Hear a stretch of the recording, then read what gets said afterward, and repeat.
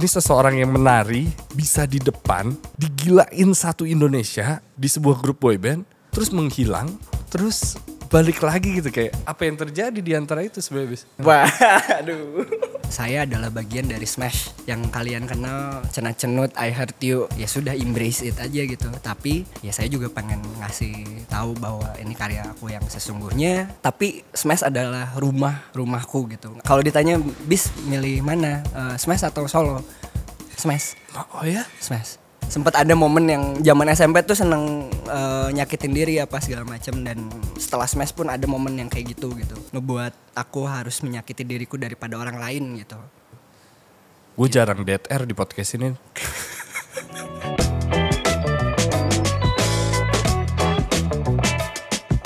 Ladies and gentlemen, this is your host Iyas Lawrence. Gue hari ini kedatangan barudak Bandung yang katanya paling sopan di industrinya. Kita sering kali bertemu, sering kali papasan. Kayaknya baru ini kita punya kesempatan untuk ngobrol berdua. Akhirnya. Tapi selalu kagum dengan, gak tahu ya, maksud gue dari sejarah dan semua riset yang gue lakukan, kesempatan untuk seorang Bisma menjadi orang brengsek tuh banyak sekali. Tapi dia jauh dari kata itu. Bisma, terima kasih sudah hadir di sini. Aku yang terima kasih akhirnya ke sini. Sebuah ya beneran akhirnya bisa ngobrol tuh. Iya, nungguin bener. Pas Adidas kemarin aja deh. Iya, kita gak ngobrol ya. Gak ngobrol, pengen anjir orang ini yang pengen ngobrol nggak tahu kenapa ya gitu. Harusnya gue yang ngomong kayak gitu. Bisma, terima kasih. Tapi ada banyak hal yang mau gue bahas. Kita mulai dari dulu kali ya. Oke. Kita ngobrol dari gue selalu kagum dengan, tadi gue bilang di off air bahwa lo bunglon banget. Di semua industri ada. Dan kalau dilihat di flashback dari masa kecil lo, sangat aktif gitu. Jarak lo dengan Teteh jauh banget. Jadi bisa dibilang lo sendirian, ya nyari lah kesibukan sendiri gitu. Apa emang kegiatan pas lagi kecil tuh, hobi-hobi lo apa aja berarti? Pertama tuh main DDR. Dance Revolution dimulai dari situ deh. Pertama bergerak tuh main DDR. Yeah. Akhirnya ditekunin karena itu juga jadi wadah olahraga menurut ibu tuh. Difasilitasi. Di mall berarti? Di mall. Okay. Di mall di BIP zaman itu. BIP Game Master sampai akhirnya ikutan kompetisi. Kompetisi Jawa Barat, Bandung, Jawa Barat, terus sampai akhirnya nasional dengan gerakan breakdance. Jadi kalau pas latihan pun itu jadi tontonan gitu, karena kita udah ngadepnya tuh ke depan bukan ke layar gitu, udah hafal mau lagu apa gitu, kayak udah kita ngedance aja gitu, ngafalin dengan gerakan breakdance dan segala macem. Udah ada kaki semua dong berarti? Tangan juga sampai flip di si ininya, di gagang itunya tuh. Gagang tuh buat flip? Bisa ternyata bisa buat flip. Edan. Ternyata bisa, kan akhirnya kita mencoba cari cara yang lebih estetika geraknya kayak gimana, pakai tangan, pakai dengkul gitu. Atas dengkul, pakai dengkul kopong. Gue juga kopong tapi bukan gara-gara DDR. Iya, itu dari situ akhirnya ada titik jenuh tahun 2000, hip hop golden era lah di Indonesia lah ya. Ada Tupat di Malaysia gitu. Terus akhirnya kita tiap malam minggu dari Cikapayang sampai BIP itu radio-radio semua kumpul di situ kan. Malam mingguan bareng sama ibu. Pokoknya kemana-mana selalu ditemenin sama nyokap lah, sama ibu lah gitu. Terus ngelihat ada yang breakdance, mah bisa mau dong kayak gini gitu. Emang berani, udah anak kecil gitu tiba-tiba cuk pakai gerakan breakdance gitu, freeze gitu, yang headstand, terus apalah yang kayak gitu-gitu. Semua pada kaget gitu kayak, hah ini anak kecil dari mana? Ini dari mana gitu. Akhirnya ngumpul lah dari situ, diajakin untuk latihan di pertama diajakin tuh sama anak-anak Down Squad. Itu kita latihan di gereja. Akhirnya di apa ya, ada 10 orang lah pokoknya. Itu aku angkatan pertama yang dan paling kecil lah pada saat itu. Ya zaman itu kita untuk belajar breakdance nggak kayak sekarang kan gitu. Udah ada teknik segala macem, lebih cepet. Zaman itu belajar masing-masing. Kalau misalnya ada yang udah bisa keulik, ya tukeran ilmu gitu. Dulu apa sih yang Jabberwocky ya? Belum. Itu malah belum. Dulu tuh kita referensinya Battle of the Year tahun 98 waktu itu tuh. Dan itu tuh dapat VCD-nya tuh 5 bulan atau setahun lah. Bener, dia era-era N1. Iya, benar. Kalau basket. Benar, Iya, benar, iya, benar. iya. Akhirnya kita tuh tukeran, bukan tukeran. Misalnya di aku dulu nih si VCD itu play, pause, rewind, play, pause, rewind, terus. Itu sampai yang terakhir kasihan sih, itu udah rusak tuh. Biasanya yang pertama-tama yang orang kaya tuh, yang punya VCD-nya duluan kan. Bener. Jadi proses itu yang akhirnya guyup gitu, babarudakannya tuh kerasa lah gitu. Aku belajar head spin pertama kali itu di situ karena aku ngelihat nggak ada anak-anak breakdance yang bisa head spin. Lu sampai orang paling jago se-Bandung untuk head spin. Iya. Iya, akhirnya lawan ini Daud, kakaknya Yosi. Oh. Kakaknya Yosi dia kan head spin juga tuh. Yeah. Dia ngulik head spin, dia di Jabrik kalau di Jakarta, Java Breakin. Jabrik. Jakarta Breakin. Iya, breaking. Jakarta Breakin. Akhirnya sempat ada acara Muri gitu, Museum Record Indonesia, final lawan dia. Murinya apa? Head spin terlama dan terkreatif lah ibaratnya gitu. Masuk final, dia pakai bola basket kan, dia anak basket juga kan. Aku tuh buka baju, kan susah ya itu sambil muter set gitu. Buka baju, terus buka celana pakai boxer doang gitu. Gitu. Itu anak kecil yang pecicilan banget sih aku pada saat itu. Emang nggak bisa diem, anaknya dari kecil tuh nggak bisa diem. Jadi ibu tuh sesupport itu sih. Sekolah pintar tapi? Pintar, tapi ya di luar ya nakal aja gitu, berantem kayak gitu-gitu mah ya ada aja lah gitu. Diajak berantem mulu soalnya. Gue tadi bilang, orang bilang Jakarta keras, gak ada tai-tainya dibandingin Bandung. Gue tinggal di Kopo. Iya, Kopo ya. Salah satu hal yang paling gue inget pas di Kopo adalah ini komplek kecil isinya angkatan semua. Terus kayak oh ya udahlah aman lah gitu. Main bola selalu ada yang berdarah tapi bukan dari bola, dari berantem. Suatu hari main bola tendang-tendangan biasa, tiba-tiba ada anak kecil, ini pertama kali gue inget banget, gak bisa bahasa Bandung, ada yang datang ramean berempat gitu. Naon sih ya? Gelut jeung aing teh baru panggil teh barudak badeh. Kali gelut jeung aing. Gue kayak enggak balik lagi gue ke lapangan bola itu sampai detik ini. Serem banget gila Bandung. Keras gitu. Keras tahun-tahun itu tuh keras banget sih. Itu kenapa kita kalau ngomongin sejarah nih, kenapa bisa sekeras itu sih anak-anaknya? Nggak tahu juga ya. Ya apa ya? Pergeng-gengan tuh kental banget di sana. Kental udah jadi kultur kali ya, bisa disebut kultur ya. Bahkan pas ya pas zaman aku akhirnya jadi korban juga. Iya. Itu juga ya karena jadi tradisi lah, bukan mungkin tradisi. Gila, itu bahaya banget sih kalau itu jadi tradisi. Jadi di beberapa kota kayak di Tasik di mana gitu selain Bandung tuh itu jadi hal yang keren gitu kalau masuk geng motor tuh gitu. Ada tahapan yang kayak gitunya. Gitu. Kalau zaman dulu kan geng motor lawan geng motor lagi gitu. Udah nggak pernah ke sipil. Tahun 2007 itu pertama kalinya geng motor ke sipil tuh berantakin Circle K lah, nusuk orang yang di jalan. Iya, kayak gitu-gitu. Mungkin jadi hal yang keren sih buat mereka tuh. Ya. Makanya dari situ tuh pas di rumah sakit nanya, "Bis pakai bendera apa?" Kan aku nggak ikutan apa-apa karena ikutan bendera segala macam, tapi kenal sama mereka gitu.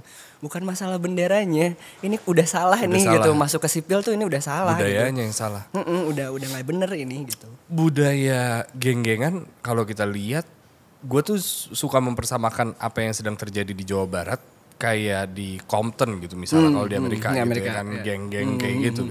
Cuman kalau gue lihat di Bandung sendiri, fanatisme terhadap sebuah institusi atau bendera, gue bisa belajar bahwa solidnya luar biasa. Parah sih. Viking kita mulai dari sepak bola itu udah beda cerita lagi tuh dunia gitu. Kekentalannya gitu loh. Apa persahabatannya yang seerat itu kali ya? Brotherhood itu kali ya. Gitu. Kerasa juga waktu zaman breakdance memang ada momen di mana Bandung sama Jakarta tuh sebegitu intensnya. Kita sempat dikalahin di Jakarta, ada satu momen ribut di Bekasi tuh, itu masih ingat, ribut di Bekasi di, itu aja masih di panggung. Jawa Barat. lagi live di Global TV. Oh iya? Itu ribut di Let's Dance. Let's Dance betul, di Let's Dance. Habis itu final kan diacarain di Bandung. Itu semua anak Jakarta. Bandung pada nungguin Jakarta. Korea datang. Korea dibiarin, security tuh justru malah mengalokasikan, maksudnya mengamankan diri orang-orang Jakarta gitu supaya aman gitu. Akhirnya karena kita nggak mau battle sama Korea, tapi pengennya sama Jakarta. Ayo ributnya di Jakarta. Bodo amat Korea udah datang ke sini gitu. Bodo amat, maksudnya tapi in a good way kita bisa nyelesain itu ya di floor gitu. Di panggung gitu, di dance floor gitu, ayo di cyper gitu, beneran battle ya battle aja di sini, di luar itu ya udah gitu.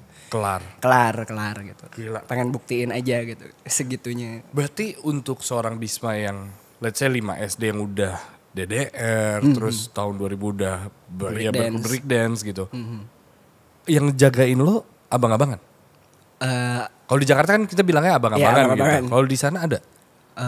Lebih ke ibu sih sebenarnya yang ngejagain. Sosok ibu malah? Ibu tuh selalu nemenin kemana-mana sampai siapa deh, Hamdi, anak-anak Jakarta, Bian gitu-gitu tuh kalau ketemu tuh, Mami apa kabar, Mama apa kabar gitu. Karena seibu itu buat anak-anak breakdance se-Indonesia bahkan gitu. Oh gitu? Karena selalu ada. Dan selalu itu bukan support. Jadi bahan cengan buat anak mami gitu? Enggak. Justru memang mereka juga respect sama supportnya seorang ibu. Yang kalau lagi battle, ayo Bisma hajar, headspin gitu, ayo gitu. Sehat alhamdulillah. Sehat alhamdulillah. Breakdance juga, headspin juga. Ya kalau abang-abangan udah tentulah gitu. Mereka karena ada kan juga ya jauh umurnya jauh banget. Jadi justru banyak melihat mereka yang sudah dewasa gitu. Jadi apa ya? Dewasa duluan gitu loh sebelum pada umurnya. Dari SD itu selalu ditemenin sama orang-orang yang di atas umur aku gitu. Jadinya pola pikir dan lain-lainnya lebih cepat mungkin ya gitu. Ada satu film dance yang ngerubah semua itu apa namanya? Step Up gitu. Step Up kan gila banget tuh. Orang jadi tergila-gila sama dance. Dan kalau bisa dibilang di Indonesia tuh era tuh ganti-ganti. Ada era punk, benar, emo, ada breakdance tuh sempat lama. Hip hop dan kawan-kawan gitu. What happened to breakdance? Breakdance mungkin udah ada di fase titik jenuh kali ya. Kenapa akhirnya setelah Let's Dance lumayan lama kan itu. Terus bingung mau diapain lagi, nggak ada regenerasi lagi, yang ikutan itu lagi. Jadinya ya dari pihak penyelenggara juga ya ngapain ya mau gitu. Ngapain lagi gitu. Sampai akhirnya 2023 lo bikin gebrakan kemarin. Gila. Itu gambling sih. Itu sebenarnya tapi memang ada wishlist sebelum aku mati tuh memang ada gitu di wishlist. Oh gitu. Ada masuk di wishlist aku, pengen nyobain battle ngelawan dunia gimana rasanya sih. Jadi karena mungkin dari SD yang ikutan DDR, breakdance dan lain-lain kompetisi lah gitu. Sehingga mindsetnya kan gimana caranya untuk bisa memiliki rasa kompetitif yang positif gitu. Gimana cara ngalahin lawan gitu, berstrategi dan lain-lain gitu. Dan apa ya, keinginan untuk mengalahkannya juga lumayan gede gitu. Terakhir tuh ngelawan Asia kan gitu. Terus pas ada kesempatan itu 2023 tiba-tiba jadi atlet gitu. Sebutannya atlet gitu pada saat itu kan ya B-boy bukan lah gitu. Tapi sekarang kan emang udah masuk PON dan lain-lain gitu. Jadi atlet umur 33 gitu, 32 pada saat itu. 32 gitu. Jadi atlet. Ya udahlah. Udahlah gitu, sapaehna gitu kayak sematinya deh gitu. Udahlah ayolah cobain. Beneran pas dari latihan 8 jam sehari. Sehari 8 jam hampir tiap hari. Sampai akhirnya udah bukan pikiran pengen menang, pengen nyobain aja. Sampai masuk ambulans tuh karena ada asma kan sebenarnya. Ada asma sampai masuk ambulans segala macam sebelum final tuh ternyata masuk final dan menang, dapat medali perunggu tuh. Wow, itu bersyukur banget sih. Tadi kamu bilang ada wishlist, ada checklist lah. Di daftar itu ada apa aja? Waduh. Ya salah satunya itu. Terus yang pasti pengen punya karya-karya yang bermanfaat baik buat generasi berikutnya. Minimal buat keluarga lah gitu. Ada memento, ada yang bisa ditonton gitu atau didengarkan gitu sama keluarga minimal gitu ya, syukur-syukur sama generasi penerusnya gitu. Itu sih satu, makanya cukup agak selektif atau mempertimbangkan dampak karya ini ketika diambil apa ya gitu, dan dampak panjangnya ya gitu. Ya. Kayak gitu-gitunya gitu. Terus apalagi? Lumayan Banyak sih, ya. banyak. Makanya lahirlah sebuah karya itu Rila. Iya. Dan kita akan bahas soal Rila gitu karena ini adalah sebuah karya setelah 6 tahun. 6 Gila, tahun. orang bikin 6 tahun. Perjalanan seorang Bisma selama apa ya? Selama yang kita kenal kan gila, naik turun banget tuh. Bahkan banyak yang nggak tahu sebelumnya lo tuh hampir masuk industri tapi di belakang semua gitu, kayak ngiringin Zigas, terus bener. Idola Cilik kalau nggak salah, Peter Pan gitu.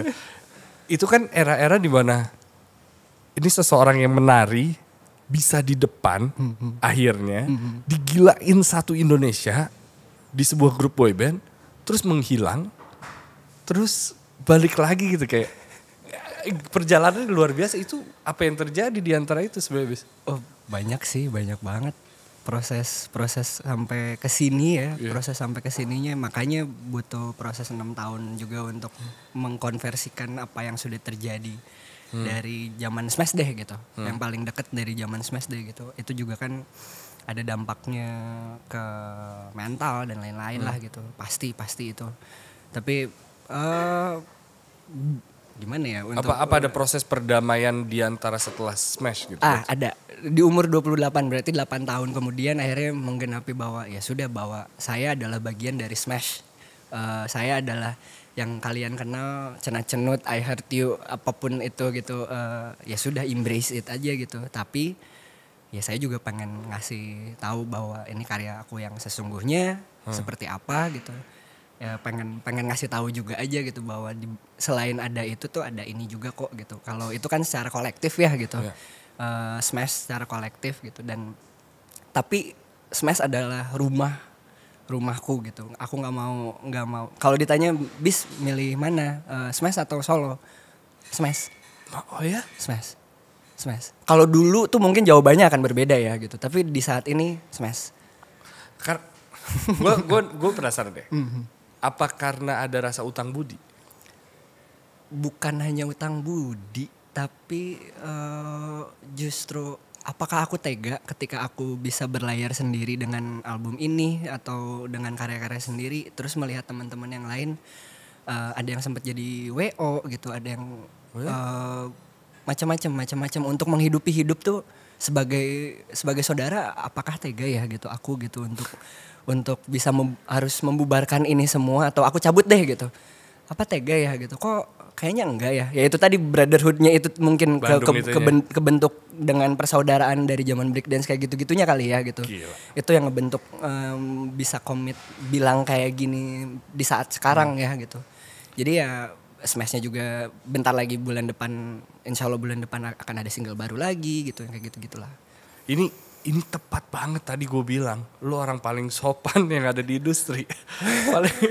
Bukan nggak sopan juga sih kali ya. Paling sebenarnya paling santun pak. Ya mempertimbangkan sekitar sih. Aku lebih baik orang lain dulu daripada aku sendiri gitu. Dari sih. Dulu seperti itu Bis? Iya, lebih baik sok kalian, yang penting sehat, yang penting apa, aku mah kalem weh gitu. Dari dulu emang mindsetnya seperti itu? Atau berubah karena ada sebuah hal terjadi dalam hidup lo? Enggak, dari dulu kayak gitu. Kayak gitu. Tapi ya sebenarnya ada bumerang juga kan gitu. Beberapa tahun ini ada pelajaran, Bis nggak bisa kayak gitu. Gimana lu bisa ngasih ke orang lain kalau diri lu juga nggak sehat cukup, gitu, nggak bisa cukup gitu. Oke. Gue mau ngebahas sebuah kejadian yang pada akhirnya relate juga ke album ini gitu, sebuah perjalanan spiritual. Kejadian 2007 yang luar biasa. Ya, lo masih hidup sekarang ya muzizat gitu ya kan? Iya sih. Ratusan jahitan. 250-an. Beneran dihitung satu-satu. 250 jahitan. Gue pertanyaan sederhananya sekarang adalah rasa sakitnya kayak gimana? Fisiknya, rasa sakit fisiknya gimana sih? Enak. Edan.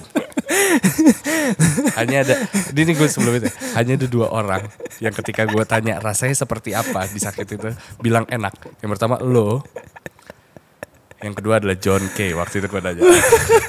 Gue nanya John Kay ditembak berapa kali, gue nanya ke John Kay. Rasanya apa? Enak persis sampai lo. Sakit lo. Sarap.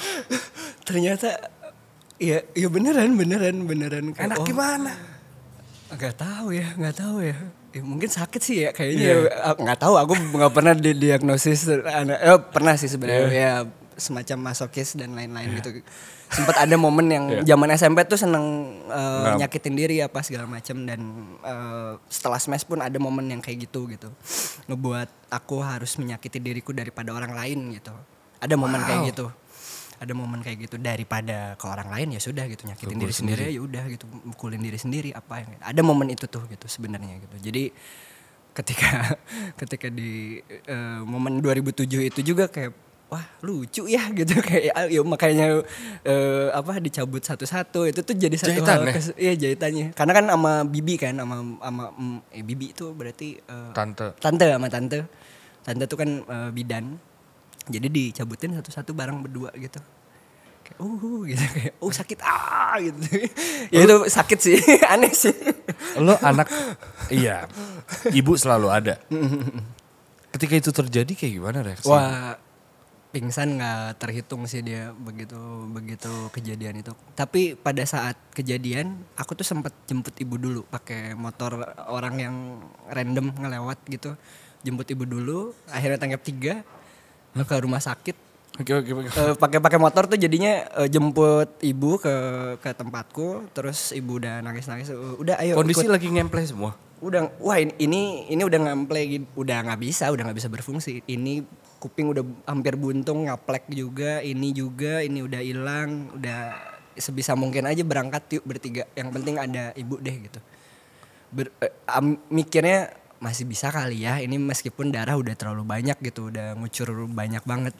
Akhirnya di rumah sakit terdekat, ya ibu udah pingsanan. Mantan tuh sempat itu gara-gara mantan nelfon ke ibu kondisi Bisma kayak gimana. Dari situlah awal mula semua orang sebandung ya yang aku kenal tuh tahu bahwa aku nggak kenapa, aku nggak baik-baik aja gitu, kecelakaan gitu. Gitu, jadi ibu wah jelas sih. Bapak sih yang paling parah sih.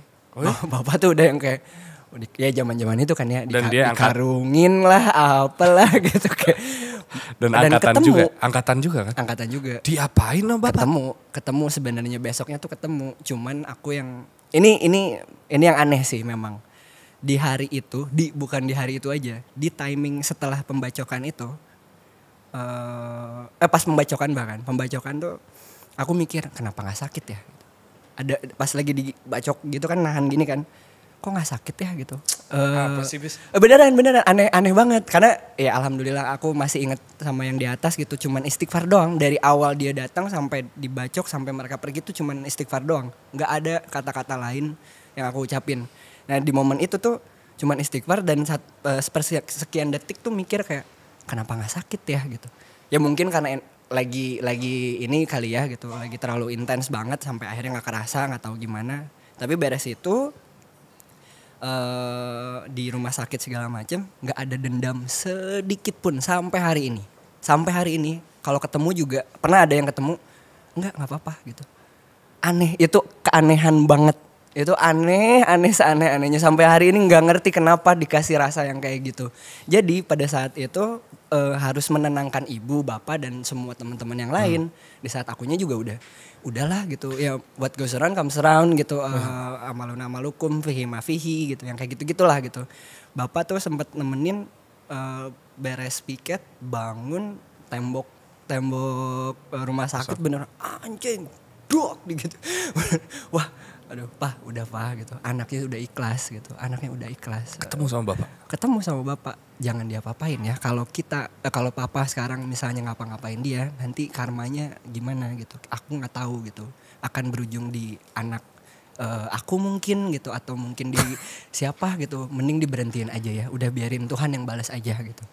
Udah, dan itu tuh nggak ngerti kenapa selalu bisa ngomong kayak gitu. Kayak gue tahu sih bis, karena lu dibesarkan dengan cara yang baik mungkin. Amin, mungkin ya. Mungkin. Apa mungkin ibu lo nurunin ilmu yang luar biasa baik gitu atau bapak nurunin? Tapi memang setelah kejadian itu memang kelahiran yang beda sih. Ada intensitas secara frekuensi yang baru gitu, secara di telinga gitu, sonik gitu lebih detail. Terus ke ya percaya nggak percaya metafisik juga gitu, yang kayak gitu-gitu tuh akhirnya baru lahir di situ. Perjalanan lain tuh yang akhirnya yang harus aku genapin tuh setelah kejadian itu. Gue jarang dead air di podcast ini.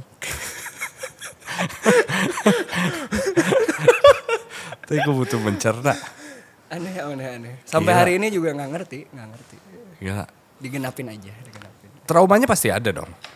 Ada. Iya, lo berhenti naik motor sampai bertahun-tahun. Dengerin suara motor Ereking tuh. lewat wah, pasti. Itu sampai yang duduk bisa beneran gitu. Iya, kayak vertigo lah. Iya. Kayak rasanya dipukulin gitu pakai tangan gitu kepala tuh kayak gitu-gituin gitu. Dari dulu dekat dengan agama gak? Dibilang dekat enggak juga enggak, gimana ya so-so lah gitu. Enggak yang sebegitunya menjalani karena kewajiban aja gitu ya. Ya enggak yang sehusyuk itu gitu. Iya. Enggak yang sehusyuk itu. Berubah ketika kapan, Bis? Berubah ketika kejadian itu? Enggak, justru kejadian itu belum sebegitunya sama agama. Justru perjalanannya spiritual dulu, baru ke agama. Dari kejadian 2007 ke Smash berapa tahun? 2007 berarti 3 tahun. 3 tahun. Ke 2010 berarti kan. Smash didominasi oleh orang-orang Bandung. Betul. Make sense banget kalau misalnya brotherhood-nya tadi kenceng banget gitu. Jadi susah untuk meskipun nggak pada kenal satu sama lain, maksudnya nggak sedekat itu gitu. Iya. Ya sekarang ada satu yang udah bukan di situ, bukan orang Bandung. Lebih aman kayak maksudnya lebih babarudakan. Iya, gitu. lebih babarudakan.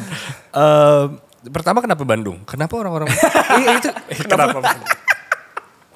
Gue gak pikir ke sana lagi tadinya, malah keluar. Kenapa Bandung? Musik sedih. Bandung. Sorry. Sorry lagi. Untuk sefrekuensi kita. Kenapa barudak itulah? Ya dipilih sama Benny Junior, bapak foundernya Smash. Aku juga awalnya sama Juicy Lucy doang gitu. Percussion ya? Iya, percussion, vokal. Oh gitu. Melihat perkembangan Juicy Lucy sekarang gimana? Seneng banget sampai hari ini aku bilang kan, Nis, ke si Dennis kan pencipta lagu ya. Nis, kalau sampai Maneh ketemu lagi sama orang di bandara tanpa janjian dengan orang lagi solo project ini, berarti orang juga udah sukses ya gitu. Karena dulu tuh perjanjiannya pas zaman Smash, Nis orang tunggu ya di bandara tanpa kita janjian, Juicy Lucy manggung di luar kota. Kalau beneran ketemu kita berarti berhasil nih, Marane berhasil bareng. Dan ternyata kejadian waktu itu tuh. Kejadian kita langsung peluk, anjir akhirnya kejadian, gitu. Itulah, ya sampai hari ini sangat sehat banget. Komunikasi, itu ya? Iya komunikasi, ya kita dari nol bareng. Makan tuh pakai apa, ada apa, ya udah yang ada aja gitu. Di rumah Uwan, di rumah vokalisnya sama si Dennis. Ya Uwan sampai sekarang juga kalau makan ngasal kan. Iya gitu, memang babarudakan aja gitu. Seneng banget, bersyukur banget mereka seyakin itu sama musik, terutama Dennis sama Uwan gitu. 8 tahun menunggu sampai akhirnya meledak semeledak-meledaknya di Indonesia. Bangga banget. Gue pertama kali nge-MC sebuah festival musik, nge-present Juicy Lucy. Terus gue kayak pas ngeliat udah pada militan fansnya, gue kayak anjing bangga banget gue sama Uwan. Gue agak meragukan dia pakai seragam sih waktu itu, coklat sama coklat kayak pramuka gue liat Uwan. Tapi bangga sih. Smash mengubah hidup lo gitu. Agak aneh kita ngobrol sangat. tanpa ngebahas sebuah tentang Smash gitu. Yeah. Di balik Smash ternyata ada Gita Wirjawan. Iya, belum banyak yang tahu bahwa ada Bapak Gita Wirjawan, Pak. Punten Pak, saya sebutin gak apa-apa ya Pak. Dengan Ancora Musicnya. Karena Ancora Music pada saat itu emang luar biasa banyak banget kan. Betul. Ada Tompi dia ngeluarin, Pak Gita juga ngeluarin 2 album jazz tahu gue, ada Bali Lounge kan? Ya kan. Tapi boy band pada era itu di Korea siapa? Kiblatnya siapa berarti? Big Bang? Enggak. Justru masing-masing ya kita, kalau aku G-Dragon udah gitu. Oke. Tapi maksudnya yang lagi rame banget apa pada saat itu? Pada saat itu yang lagi rame ya memang Big Bang kali ya. Big Bang kali ya. Di-apply di Indonesia? Enggak juga, justru enggak gitu? Bang Benny Junior tuh konsepnya ya boys next door. Ya makanya mukanya saya mamang-mamang gitu. Kalau misalnya lihat Morgan kalau di kota dia gitu di lupa Singkawang banyak gitu. banyak gitu yang kayak gitu tuh gitu. Sebenarnya Reza orang Makassar gitu emang sudah didesain untuk seperti itu di berbagai macam Indonesia gitu, kota di Indonesia ya mirip, ada kemiripan gitu. Ini mirip tetangga gitu. Rafael dengan Cina Garutnya gitu. Asgar-asgarnya gitu. Yang kayak gitu-gitu. Jadi sebenarnya secara konsep sangat berbeda ya gitu untuk menuju nggak ke Korea banget gitu, nggak dari segi lirik juga makanya adanya Buni, Decil, Fabio gitu dengan lirik yang catchy tapi ganggu anjir gitu. Kayak Cena-Cena tuh apa sih gitu. Gila itu. Dan itu tuh didesain secara keseluruhan sama Benny Junior, shout out banget. Hebat banget dia. Yang sukanya Bjork bikinnya Smash tuh. Mantep. Dia mastermind berarti ya? Mastermindnya. Dia setahun ngelilingin festival musik bikinnya sampai akhirnya bikinnya Smash. Gua selalu penasaran jadi membernya. Oke. Semakin gue mendalami industri boyband, karena pasangan gue ini suka banget sama NCT 127. Oke. Dan gue tuh tipe pasangan yang gue nggak mungkin ngelarang, tapi sebisa mungkin gue mau berlebihan. Enggak, bukan. Gue malah berlebihan nggak apa-apa, tapi kita berlebihannya berdua. Oke. Jadi gue harus jemplung juga. Gue harus seru. menyadari apa yang lo suka gitu. Gue harus pengen ikutan. Makanya gue ikut ke konsernya. Dan gilanya adalah itu nggak ada jeda. Jadi maksud gue nggak pelan-pelan gitu. Ini tiba-tiba dalam satu malam dar gitu. Itu terjadi pada diri lo berarti? Iya. Ya makanya bisa jatuhnya ya Wan merasa ditinggalkan ya karena bingung juga gitu di satu momen pas pertama kali di inbox gitu di Bandung dalam satu hari, besoknya tuh semasif itu, segila itu di zamannya itu zaman Twitter lah. Serame itu sampai akhirnya TV akhirnya percaya sama kita, terus tiba-tiba berbondong-bondong perempuan masih kecil gitu, masih SMP, tiba-tiba beneran kayak Zombieland gitu loh rasanya tuh, kasarnya ya gitu. Tapi beneran rasanya tuh kayak ini apa ya, ini dunia apa ya gitu. Nggak pernah nyangka harus menghadapi ini semuanya, terutama Bang Ben pun nggak pernah nyangka bisa secepat itu gitu. Gak bisa di-prevent berarti ya? Gak bisa, tapi memang menunggu timing yang pas ketika Melayu turun gitu. Kita Bang Ben tahu bahwa ini udah peak point Melayu, oke, masuk boyband gitu. Gila, pinter banget. Asli pinter banget, jenius banget. Akhirnya semeledak itu ya berdampak juga buat kita, bahkan yang anak-anak kecil, maksudnya Ilham tuh pada saat itu masih SMP kelas 3 dengan dengan dipuja-puja gitu, semua beneran setotal itu gitu perempuan ya. Kita bahkan dia harus UN di Malaysia gitu biar nggak terganggu. Enggak, karena kita lagi ada tour di sana gitu. Jadi berangkatin gurunya ke Malaysia. Goblok anjing. Terus bisa satu hari itu kita 3 kota 2 pulau gitu sehari, belum CCC itu series Cinta Cena Cenut itu gitu. Iya, bener-bener. Wah, kayak robot sih. Rasanya tuh kayak robot. Nggak punya apa-apa gitu. Kaya katanya. Nggak merasa kaya segitunya juga karena dibagi banyak kali ya. Ya cukup lah gitu, cukup. Pertanyaan bodoh deh. Untungnya di mana? Gak tahu ya. Ketenaran. Ternyata yang aku pentingkan pada saat itu untuk bertahan adalah bisa menghidupi hidup keluarga. Karena kan bapak juga sudah pensiun gitu, akhirnya jadi tulang punggung keluarga gitu. Yang penting itu dulu gitu. Ada makan di meja makan deh gitu. Yang penting someday kalau punya keluarga lagi tidak mengalami apa yang aku alami lah gitu. Dan bisa lebih cukup gitu, lebih sehat gitu untuk kehidupan kita sekeluarga. Minimal itu dulu gitu. Tapi ternyata ketenaran tuh aku nggak suka, beneran jadi nggak punya sense of human, apa gimana ya, identitas dan nggak merasa dianggap sebagai manusia. Sementara kan dari zaman dulu ya tongkrongan, makan cuanki di jalan gitu, yang kayak gitu-gitu tuh jadi nggak punya kan. Itu lu gak gitu. bisa ya? Gak bisa sama sekali gitu. Dijauhin dong. Ya sama Uannya lu berantem kan. Ya bukan dijauhin, nggak jauh karena memang nggak bisa ada. Tapi kalau sama Uwan tuh masih bisa kan gitu. ke rumah apa segala macam masih bisa, kalau nongkrong di rumah anak-anak tuh masih bisa. Tapi untuk jadi manusia yang kayak jalan-jalan lah apalah gitu kan, sementara aku suka random tiba-tiba makan cuan ke di mana apa, nggak bisa sama sekali. Itu yang kayak direnggut gitu loh, sebagai manusianya gitu loh, yang bisa seneng ngobrol kayak gini dari dulu tuh gitu, kayak random aja, Kang makan Kang gitu, kayak terus Kang dari mana apa segala macam gitu, nggak bisa. Itu tuh kayak direnggut banget, nggak bisa keluar hotel lah kayak sebanding nggak gitu. Pengorbanannya dengan hasil? Enggak. Enggak. Ya kalau misalnya dibandingkan dengan kehilangan identitas dan kebebasan. Iya, itu tuh kan nyerangnya ke mental, nyerangnya ke semuanya gitu. Oke. Setahu gue ada beberapa boyband yang berhasil di Indonesia, tapi dua diantaranya yang sangat-sangat sukses adalah Smash dan Cowboy Junior. Bisa kita bilang. Kalian senior ya? Cowboy Junior. Iya, kalian senior dari Cowboy Junior gitu kan. Ketika melihat Cowboy Junior naik ke atas, yang di otak kalian tuh apa berarti?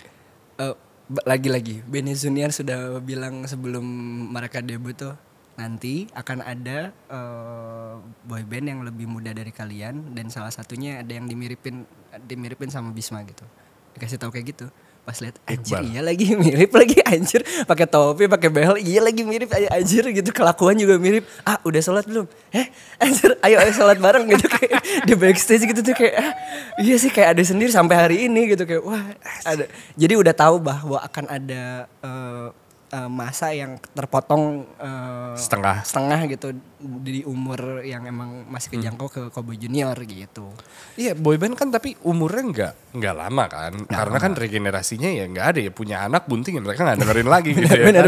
Ya begitu, makanya dibangunlah sistem ya di groom, dibikin, debut. Tayang 5 tahun, kalau di Korea wamil, udah kelar gitu. Kalau kalian ya kurang lebih kayak gitu juga gitu, kelar. Tapi dari sisi seorang kakak gitu ibaratnya, ngelihat perjuangan mereka yang konser gila, tour gila di umur segitu, yang lo lihat secara pribadi ke Iqbal deh, apa? Ya wajar dia kayak gitu sekarang. Ya dari dulu kayak gitu dikasih makanan secara ya popularitas yang berlebihan gitu.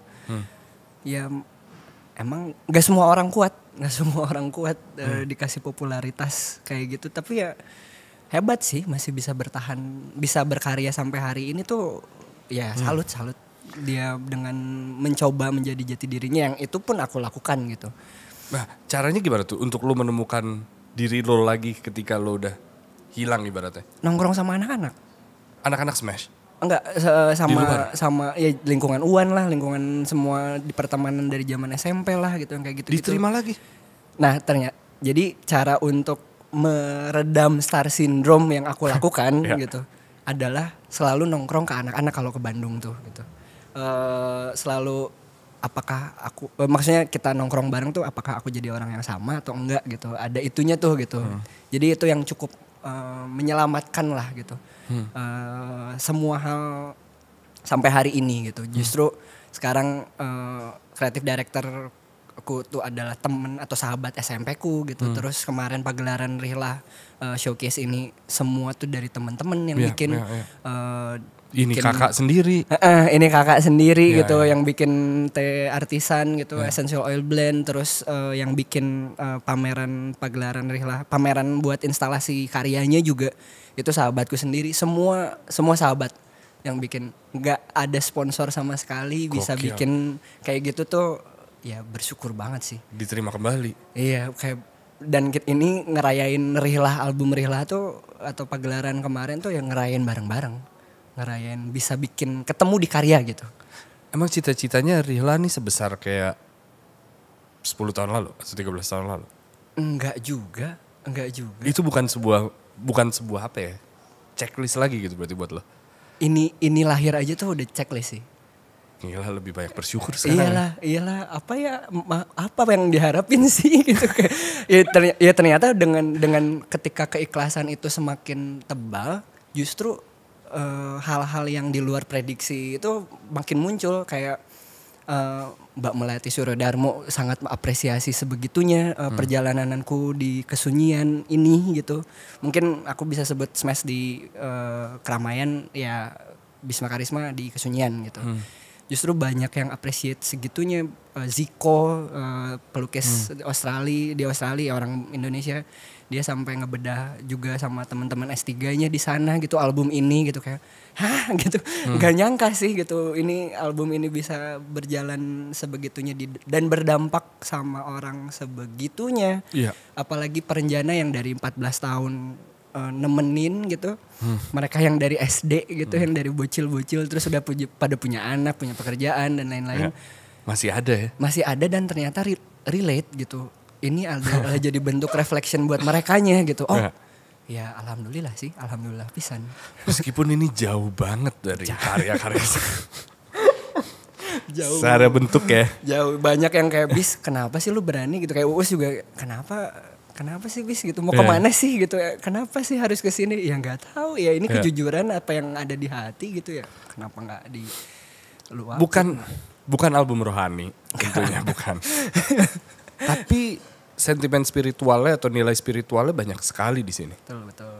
Kalau tadi pertanyaan gue ulang kembali, tadi lo bilang sempat jauh sekali dengan agama dan ya bereksperimen sana sini gitu. Ini adalah hasil dari perjalanan setelah Smash berarti kan? Iya. Dan segala hal yang udah lu rasakan dan kembali berpeluk kepada agama yang udah dari lahir gitu. Perjalanan seperti apa untuk lu menemukan pada akhirnya gue lahir di agama yang tepat kok gitu. Wah, perjalanan yang panjang sih ya.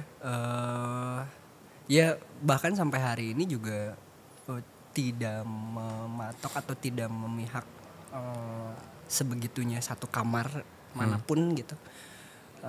Karena ya spiritual sangat berbeda ya gitu dengan agama ya. Gitu.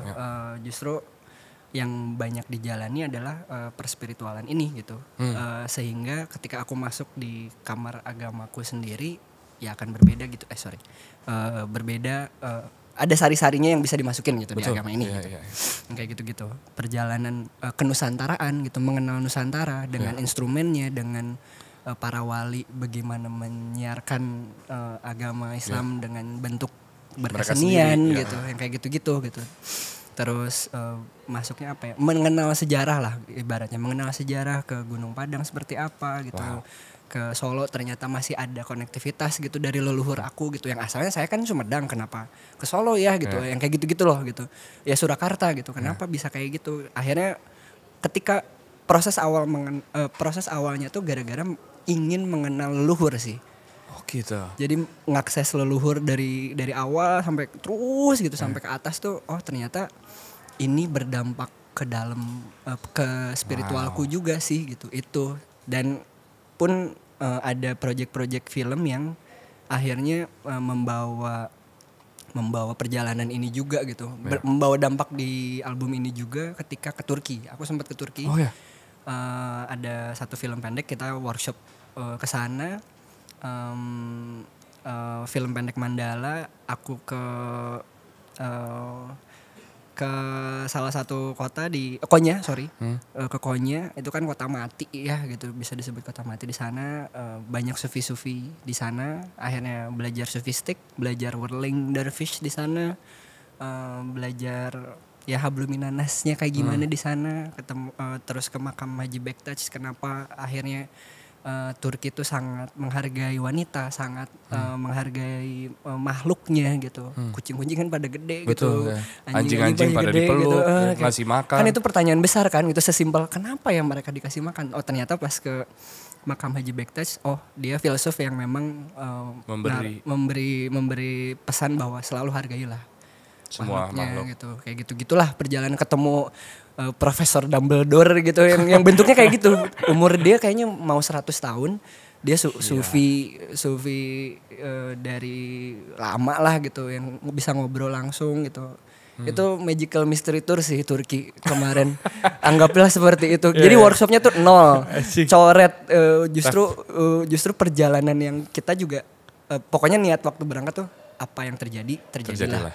Fihi ma fihi gitu. Berangkat aja udah. Ternyata begitu berangkat perjalanannya dibukainya kayak gitu, ketemu guru whirling yang emang dari Iran juga gitu, kayak Islam, cara Islam seperti apa yang kayak gitu-gitulah. Itu dirangkum dalam satu album gimana?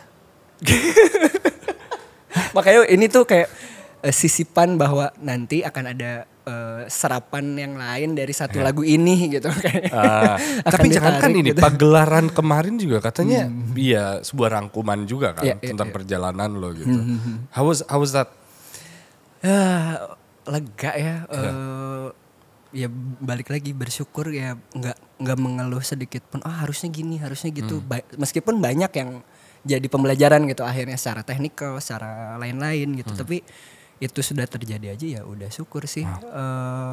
Karena hampir mirip apa yang ada di bayanganku tahun 2018 bahwa akan ada pagelaran yang membawa penontonnya dari awal, ada pameran dulu gitu, ada berkesenian dulu. Aku seneng kan lihat lukisan berlama-lama tuh, seneng banget gitu, sampai ngobrol sama relung sendiri sampai akhirnya bukan mata yang lihat gitu.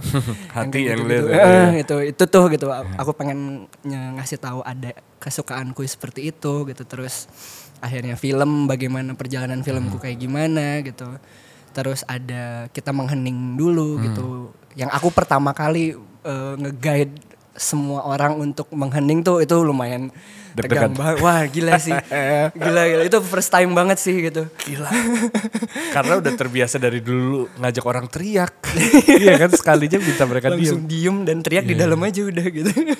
Dan baru ke musiknya gitu ya, silahkan kita kembali ke realita, ya sudah nikmatilah gitu. Dan yang gue suka dari album ini adalah semuanya bisa dirasakan. Penciuman, rasa gitu. Bahkan Teteh udah bikin gini gitu. Essential oil. Enggak, Teteh backgroundnya apa tadi? Herbalis. Herbalis. Banyak definisinya. Iya.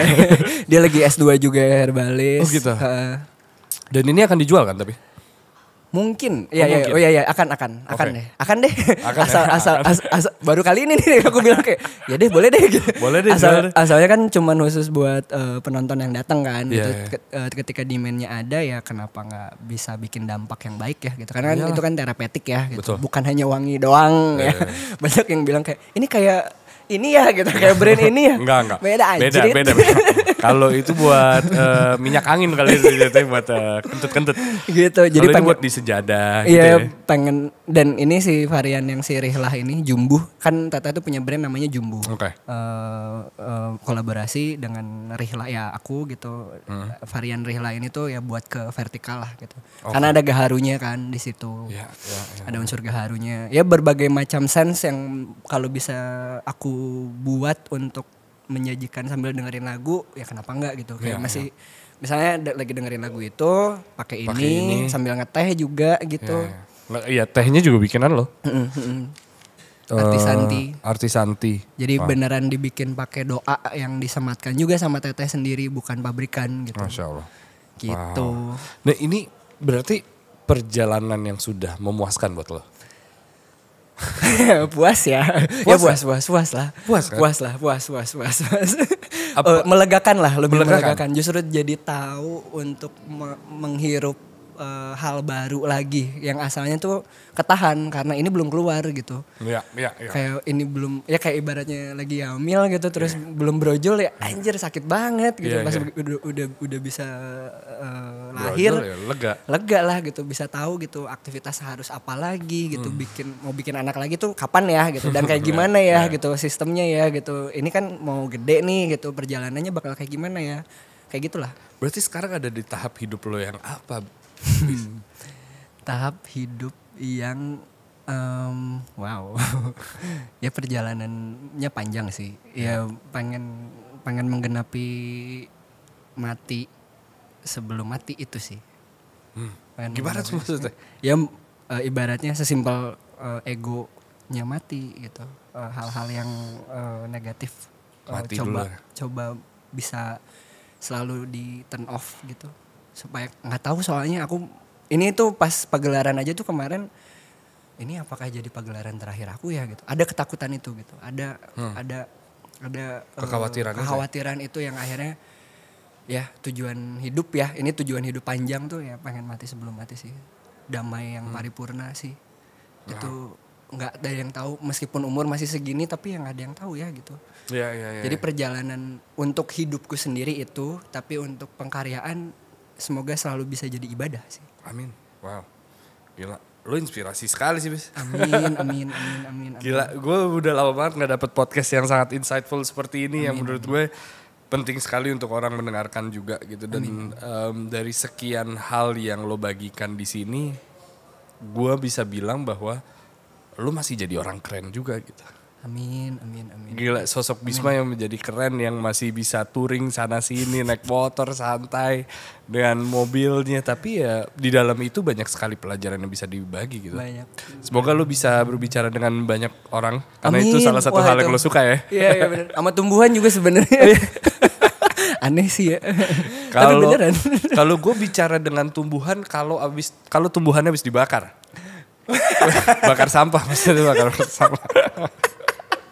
Agak too much information gue barusan. Bisma, terima kasih banyak. Ada lagi yang mau dibahas? Enggak, semoga perjalanan atau album ini bisa bermanfaat baik buat orang-orang yang mendengarkan, bisa mengenal diri kalian masing-masing, bisa mendoakan baik perjalananku di hidupku. Amin. Itu aja sih. Dengarkan Rihlah di semua digital platform. Rilisan fisik akan keluar atau? Baru ide ya. Baru ide. Ya itu tadi kan pasti kan butuh crafty gitu. Kasih waktu lah. Iya. Kasih waktu. Artwork aja lama bikinnya. Ini mundur tuh gara-gara artwork. Artwork ini? Atau semua? Album. Oh, album. Album tuh gara-gara artwork album jadi mundur. Perilisan saking pengen bener-bener nggak apa-apa udah lahir gitu. Iyalah, biar langsung sempurna. Terima kasih kalau gitu sekali lagi. Kalau gitu gue Yas Lorenz. Saya Bisma Karisma, salam damai. I'll see you guys next week. Bye bye.